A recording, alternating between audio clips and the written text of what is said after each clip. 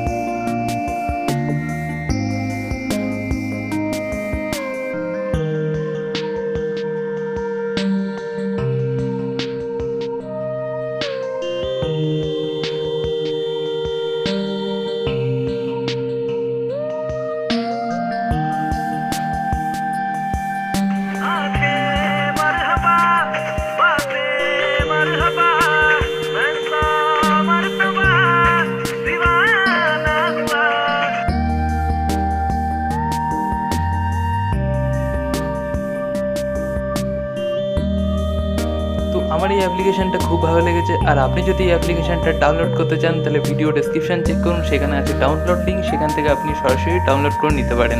তো আজকের মতো এটুকুই, আশা করি ভিডিওটি ভালো লেগেছে। আর যদি ভিডিওটি ভালো লাগে তো ভিডিওটি একটা লাইক করবেন, শেয়ার করবেন, কমেন্ট করবেন। আর আপনি যদি এই চ্যানেল নতুন দর্শক হয়ে থাকেন তো প্লিজ চ্যানেলটি সাবস্ক্রাইব করবেন আর পাশে থাকা বেল আইকনটি প্রেস করে দেবেন।